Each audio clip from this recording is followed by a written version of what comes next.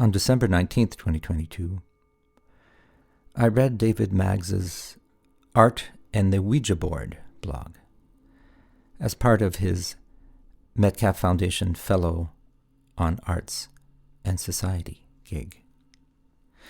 And I was struck by this section in particular.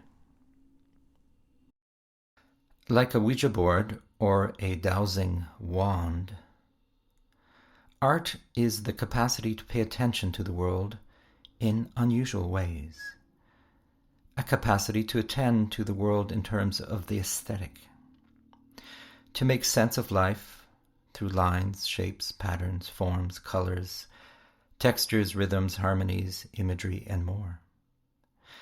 As Canadian poet Don McKay puts it, poetry returns from the business of naming with listening folded inside of it. If we only speak with our arts and do not listen with them first, revelation is replaced by dictation, and we can expect our audiences to engage with us as pamphlets or punditry. While not without purpose, no doubt didactic art can inform.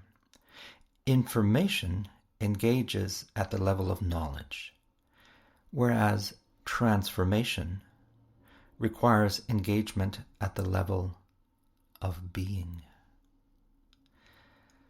Given art a value proposition few can rival in this age of unprecedented need.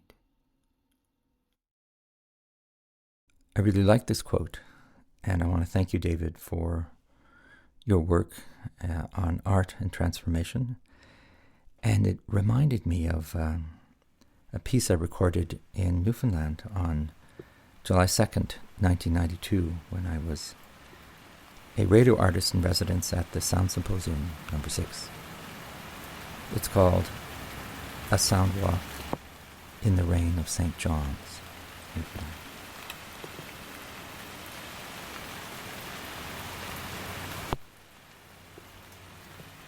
Of course, an interesting debate is whether the sounds of the environment are music or whether they're noise. And I guess that depends principally on your interest in hearing them as music or not. What we hear now is a combination of traffic sounds and water falling on concrete and grass and falling through trees, and once in a while a drop falls directly on the microphone. It's quite loud and quite noisy, but I find it quite beautiful to listen to.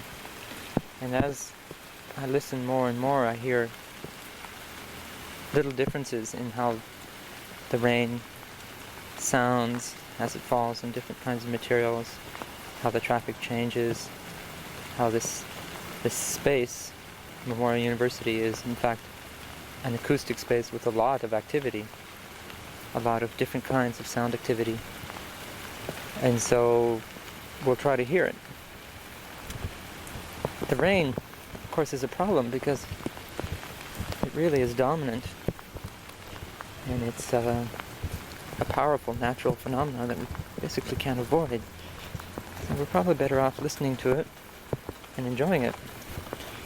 Of course, that's from my perspective as a person from another part of the country, Montreal, where it probably rains less than here in St. John's.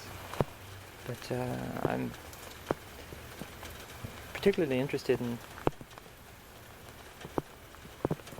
discovering this part of the world, this province, and seeing how it sounds. So rain is a part of your life here, and it's quite fascinating.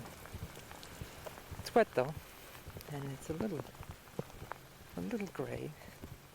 Here I'm in front of Doyle House. There's a nice, you've probably been here. It's a nice... How can we listen through art?